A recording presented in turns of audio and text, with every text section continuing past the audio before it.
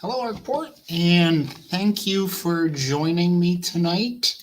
I'm going to go ahead and get started. I know there's a little bit of a lag. I'm sure someone will tell me if you cannot hear me. So tonight we're going to talk about the new guidance that has been released by Steuben County and the Steuben County Health Department. So just as a reminder, Steuben County has been working with us from the very beginning of the pandemic about closures. And the Steuben County Health Department is actually a state health department that runs Steuben County. So depending on the county you live in, Allegheny County is run by the county, their health department, and Steuben County is run by the state. So please feel free to add comments or questions when they come up. If you're new to this and you haven't been in one of these with us before, we can bring up comments below just like this so we can all read them and see what's going on. I really only have 2 slides, and I'm sure there's going to be lots of questions. So I'm going to jump right in, and please send out the questions as you have them. All right, so the new guidance from Steuben County and the health department. Up until Friday, and so we got this guidance Friday afternoon at about 1 o'clock. It was reviewed by the school's attorneys, and it was given the thumbs up by 2 o'clock. So I do want to state that we've had families who have had to go through a different process for the first 2 weeks of school, and our parents have been great. Our faculty and staff has been great. It's going to shift, and as of Monday, there will be other alternatives to our faculty, staff, and students. So what is the new guidance? There's now 4 paths if a faculty, staff, or student displays COVID symptoms. And I will try to go back and remind people about what is changing, what's not changing. Our screening process is not changing. So how we screen at the doors or the bus. The process for if a student, faculty, or staff has symptoms when they come into school, that's not changing. They will be going home. If they are in school, they will have to go to our isolation room until they can be picked up. Or if you know they have those symptoms and they're listed here, they're listed on the next page. It's the fevers, chills, shortness of breath, sore throat, nasal congestion or a runny nose, nausea, vomiting, all those. Please keep them home. So those parts of the process aren't changing. What is changing is what happens after someone has those symptoms. And there are 4 paths now. So the first path is the same as it was before. If you are to have a positive COVID test, you will quarantine for 10 school days or 14 days total, and you will not be released from quarantine until you get the okay from the health department and your doctor. So that's not changing from last time. We still have the path that if a student staff member receives a negative COVID test, they can come back to school after the symptoms have resolved and they are fever-free for 72 hours without medication. And I put this in kind of our template on the next slide. So we have what happens if you have a positive test. You can get a negative test and come back to school. What is new are these last 2 paths. So what happens when a student or staff member has a symptom? They now can get an alternative diagnosis from a licensed healthcare provider. Lots of us see doctors sometimes, nurse practitioners sometimes. They use the word licensed healthcare provider on purpose because that is who you see on a regular basis. So if you have a symptom and you still need to go to the doctors, but if the doctor can give you an alternative diagnosis and you do not need to get a negative COVID test. You will get the alternative diagnosis, you have to resolve your symptoms, and you have to be fever-free without medication for 72 hours. And the last option, the last new option, a student or staff member does not need to go to the doctors if they choose not to go to the doctors. So therefore, they would not have a negative COVID test. They would not have an alternative diagnosis. They would then have to stay at home for a minimum of 14 days. So they use the word minimum there on purpose. It is at least 14 days. It could be more. You must have no symptoms, and you must be fever-free without medication for 72 hours.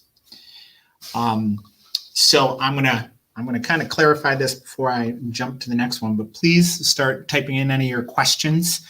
One of the questions, and I'm just saving it for last, is what about pre-existing conditions, such as allergies, migraines, other things that pop up. There are some changes for that as well, so we'll get there, but I'm just saving that for the end. But please start putting in your questions.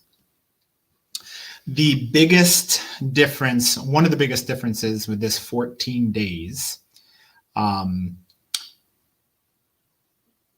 for the 14 days, if they come back to school, so they stayed home for 14 days, they had no diagnosis.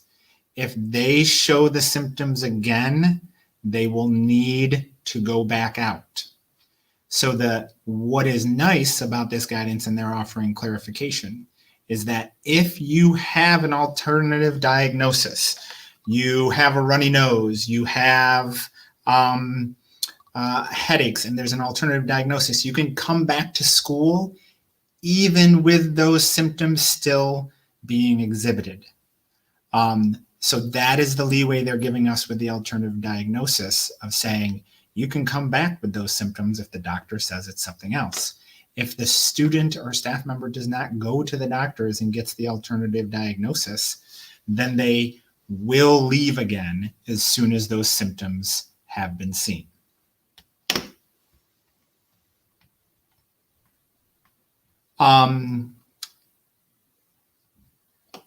So we have some questions here. Will curriculum be supplied while they wait for symptoms to resolve, runny nose, nasal congestion?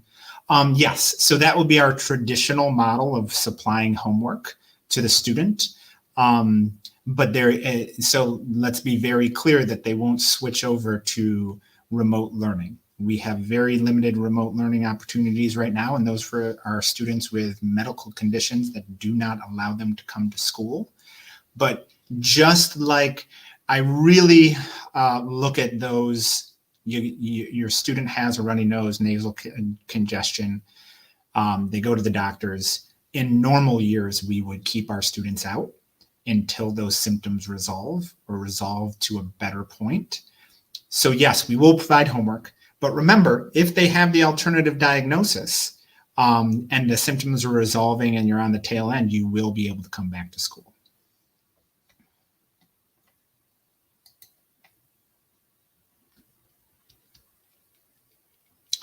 So we do have a good question. What about the children that were out but had no symptoms and the diagnosis from the doctor has already been sent? We are going to turn them around as quick as possible because we did have a number of students out last week. What is always going to happen, and what will happen, and what happened in the past, what will happen with new sicknesses, is that you will always need to wait for confirmation for return from Nurse Smith. And if Nurse Smith isn't available, it will be me, but it will almost always be Nurse Smith. So we will process the absences as quickly as possible. And that's really starting tomorrow morning. So you're going to have to give us a little bit of time tomorrow because we got this so late on Friday that hopefully we can turn around those excuses quickly and get students back into school starting Monday.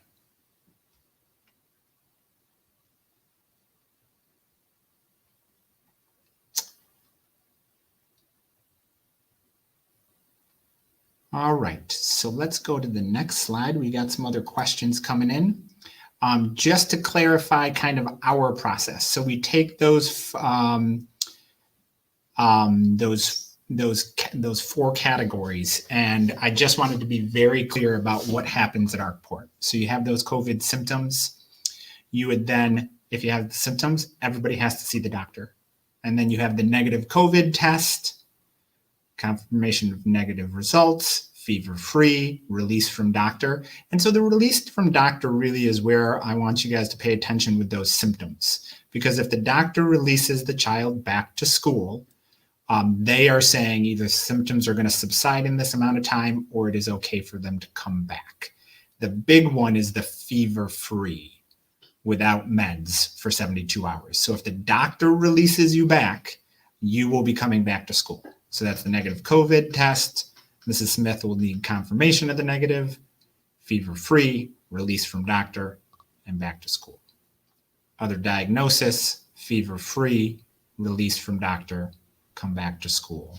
And then we have that 14 days symptom resolution. The biggest one with the 14 days with no doctor's visit and no test results, that is really where the symptom resolution comes in. And then we have the negative COVID test. So I'll leave that up there and kind of let you guys process that as I go through some questions here. So wondering about the attendance policy if someone is tested positive. So when there's a difference between someone testing positive, which is an automatic 10 school day, 14-day quarantine, and somebody who's waiting for clearance to come back to school. So in the case that we have somebody test positive, we will be working one-on-one with that student and that family to figure out the best way of keeping them up to date. I just say it's one-to-one because we can't dictate what's going to happen, because if a student is sick and not able to do work in a range of conditions while they're testing positive, we're going to work with that student as best as they can while they're out and then catch them up when they get back to.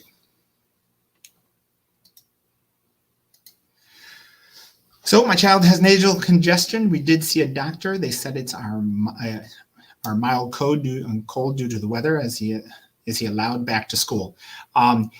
So again, we're going to need the doctor's note, fever-free, and then the clear from Nurse Smith. So that might take us about a half day tomorrow. But now that we have these new guidance, and I'm going to ask the parents who went through it over the last couple of weeks, you guys have been patient. Give us a little bit more time. Any new sicknesses, we will be able to turn around more quickly, but you're going to have to give us half a day to a day tomorrow to work through all of those. Because before Nurse Smith gives everybody clearance, we are going to need the doctor's note. And this is a good point. This is a good time to bring this up because some people might need to go back to the doctors. It is not just a doctor's note saying they attended or they went to the doctors. Because right now you could take your child out of school for a well child visit. In that case, we just need a note saying they attended the doctors. But when symptoms are tied to COVID, we need an explicit note from your healthcare provider that says your student is allowed back to school. We do not need details beyond that. We don't need to know anything about the doctor's visit, what happened, but it has to be an explicit note from the healthcare provider saying the student is allowed back to school. When you're going to get those updates from when the student can come back, Mrs. Nurse Smith will be calling you. If you don't hear anything, for those parents waiting, especially with the students out, give us till the end of the day. If you haven't heard from us by 2:30 tomorrow, please go ahead and give a call. But we're going to be working through those tomorrow. So in moving forward, you will get a call from Nurse Smith that it is clear for your student to come back. And really to help that process along, whether it is a negative COVID test and a release from the doctor, the sooner you can get those and the sooner you can send them on electronically is really the best, whether that's email or remind. The faster we get those and the faster that Nurse Smith can confirm negative test results and release from doctor, or with other diagnosis, release from doctor, the faster we can get those in our hands, the faster the student will get back. All right, next up. If a child has runny nose, no fever, then tested negative to COVID, they can come back even with runny nose, right? Yes, that is with the doctor's release. So if a child is out of school and say they go down the path of the negative COVID test, yep, we're going to need confirmation of negative COVID test, but this release from doctor is the second piece.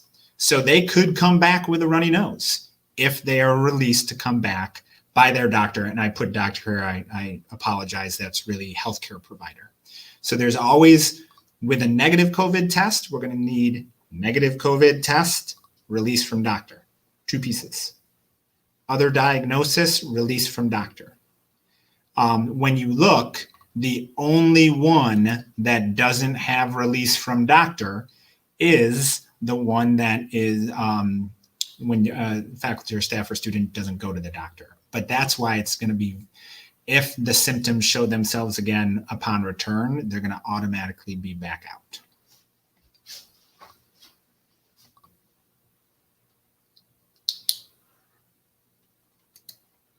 So the stomach bug has gone around a house. I still have to possibly wait days to hear back from the school, even if her symptoms are gone before then, to know if she can come back. So that's a good question about letting schools know about what's going on. So in this case, if you've gone to the doctor and the doctor says it's the stomach bug, that's when you get the note. And even if that happens on a break or a Friday afternoon, you go to the doctor's, get us that note ahead of time. So that you can front load Nurse Smith with, hey, we did have a symptom, and I really like the way the parents have been working with us and making sure we're doing this the right way. So go to the doctor, get that note, and give it to us. Yep, we had a symptom. We already got cleared from the doctors, and there shouldn't be much of a delay on getting back to the school. And the health department gave us some leeway about, especially looking at allowing doctors to have kids come back to school.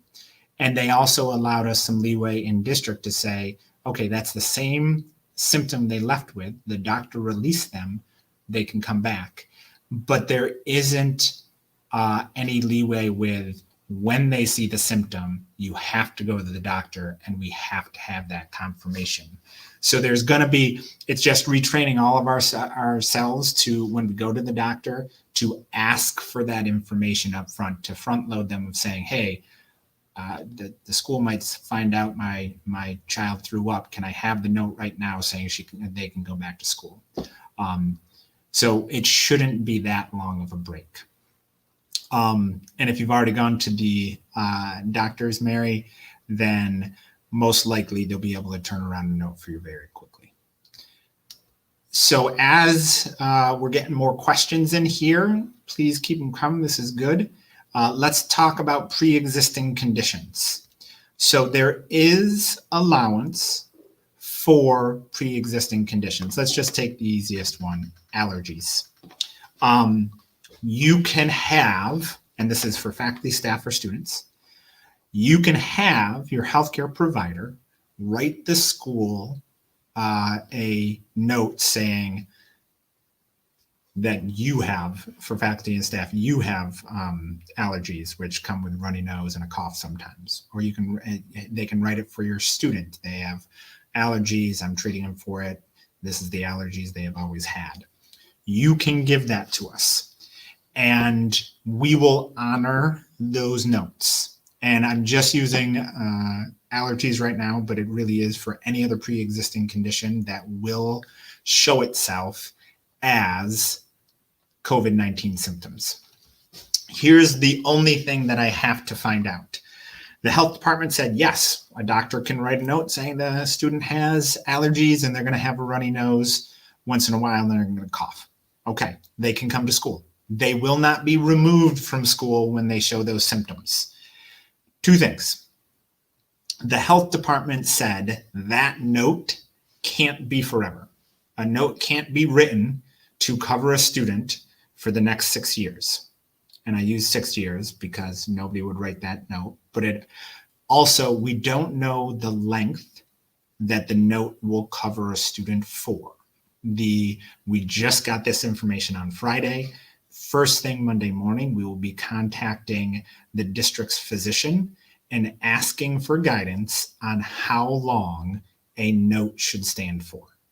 So it's at least going to be a couple months. I don't know where that's going to fall, because what the health department is saying is we want periodic confirmation that the symptoms tied to the pre-existing conditions haven't changed or aren't manifesting in another way. So those notes will be valid, and for any note that is sent in for a faculty, staff, or student, Mrs. Smith will confirm with you the length that that note is good for. So that's number one. We'll get to you on how long those doctors' excuses will last for pre-existing conditions. The second thing I need everybody to understand is that while we will recognize pre-existing conditions, if they increase in severity or change dramatically, the student will still have to go through the COVID-19 symptoms protocol. So that is, a student may have symptom allergies. And as long as they're the typical symptoms and they don't change, we will be able to honor that. But if all of a sudden they're sneezing more, coughing more, they change, and that is something we recognize, we will still go through this process. But that'll be a conversation with you, Nurse Smith, and I just want everybody to be aware it's not a blanket covering of the symptoms associated with the pre-existing condition.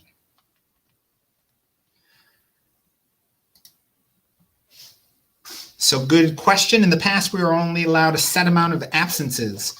With this new 14 plus days, it can add up quickly with flu also added on. Will this be a problem? No, it will not.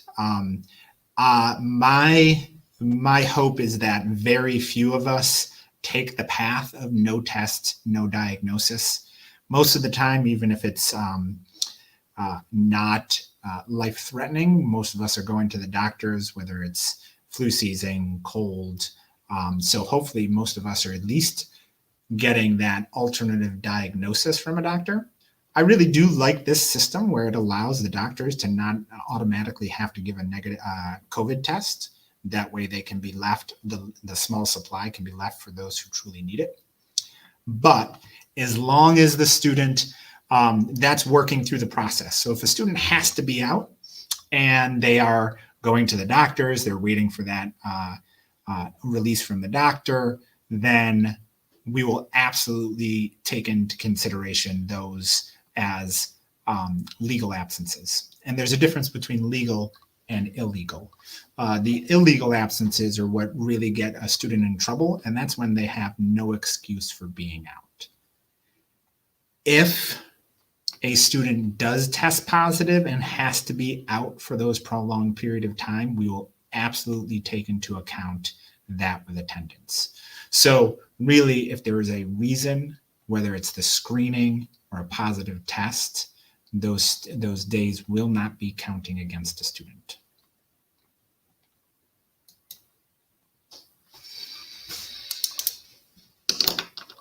So I'll let any more questions come in. Really, the catch up will be on our end tomorrow as we process any of the notes that we have received already, or any of the notes we're going to be coming in from families for those students that are out currently.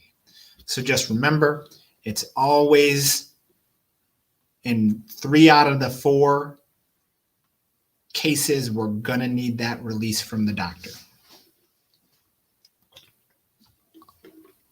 So I'll just give it a minute, see if there's any more questions.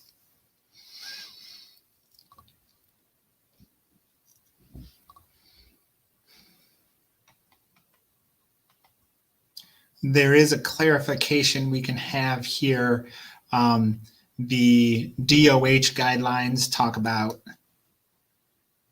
nasal congestion, but the list we've been going off of is the CDC list, and they talk about congestion or runny nose. So just know that those two go in hand. And as the questions come in, one of the clarifying things is sneezing is not on the list. Okay, you can sneeze in school. You will not be kicked out. Sneezing is not on the list. All we got to say is gesundheit. We can move on. But it's interesting at even though we've been pushing this list out, some people still need to be reminded.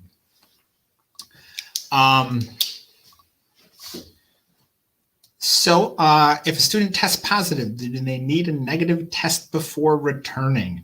This is a question I do not know the answer to. I don't need the answer to, Rachel, because we have this system right over here. If you have a positive test, there is a whole separate process that you will go through with the local DOH. And I can honestly tell you, I do not know if they need a negative test before releasing. I know there's that minimum, off the top of my head, I don't think I've ever heard of a negative test. It's just the 14-day confinement and the contact tracing. But once you have a positive test, you are now dealing with DOH and NICED. And what we would just need at the end is the release from the doctor.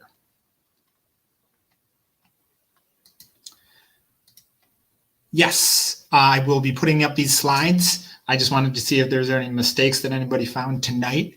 I will be putting them up on the website on our reopening page. And so they will be accessible for everyone.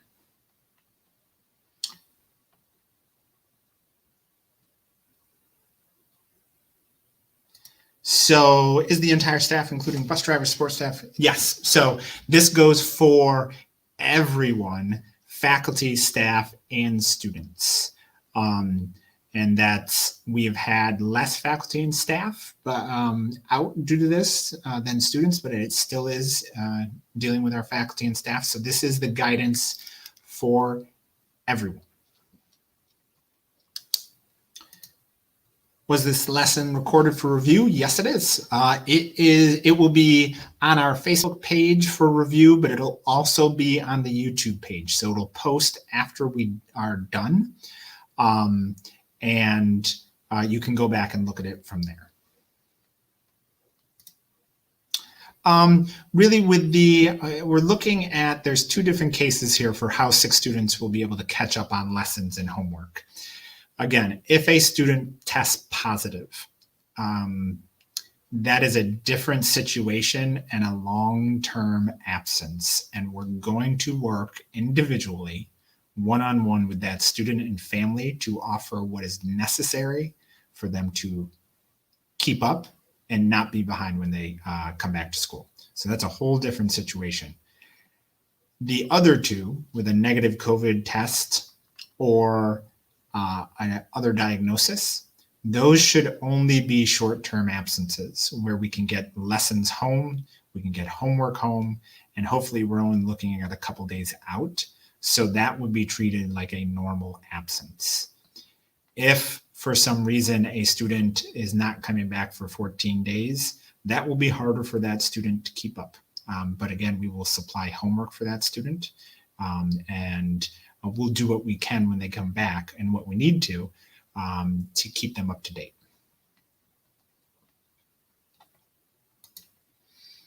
Yes, we have been, from day one, we have been checking temperatures and asking screening questions of every faculty, staff, and student prior to coming in the building or getting on a school bus. And that will continue. And thank you for that question. That's a good clarification.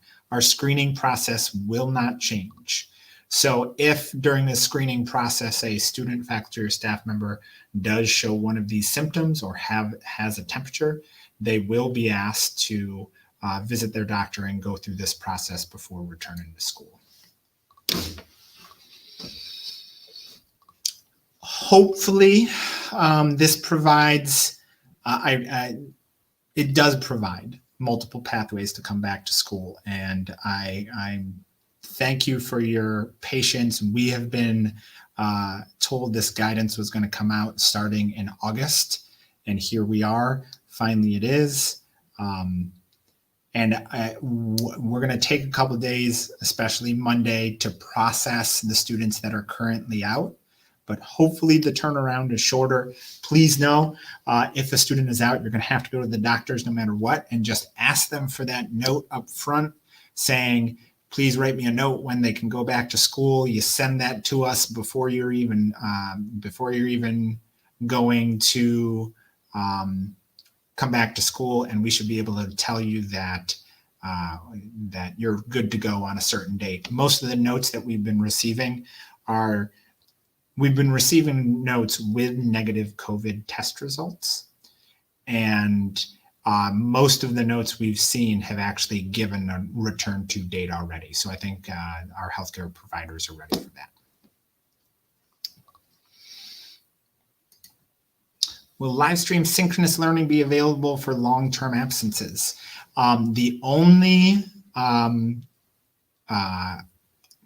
remote learning that is available right now are for students who have medical reasons that do not allow them to come to school on a regular basis. So any student that falls into this category of COVID symptoms and going to the doctors will not receive synchronous learning while they're absent. They will receive homework to do while they're home, and then they'll be brought up to speed when they get back to school. So we are not going synchronous learning or remote learning for these short-term absences. Arkport has been, we have the option of coming back in person, and so that's where we're going. So there is no synchronous learning or remote learning for this decision tree.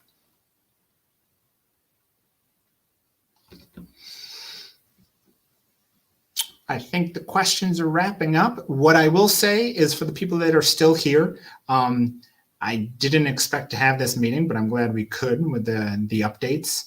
But during our first reopening meetings, I discussed how we would be coming back end of September, early October for updates about what we're doing, how is the school year going, and kind of our next steps. So you can absolutely be assured that I will be doing that in a couple weeks with the rest of the administration. So with that, stay tuned for updates. This is really good clarification. The parents, faculty, and staff who have pre-existing conditions, please communicate with Nurse Smith, and those people will get notified at how long those notes will last for. If you do think of questions at the end of this, don't hesitate to email me at jharper@arkportcsd.org. Again, that's jharper@arkportcsd.org. Thanks again for joining me. Have a great rest of your Sunday night, and we'll see most of our students tomorrow, and we'll see a bunch more coming back after we get the notes in. So have a good night, and we'll see everybody next week.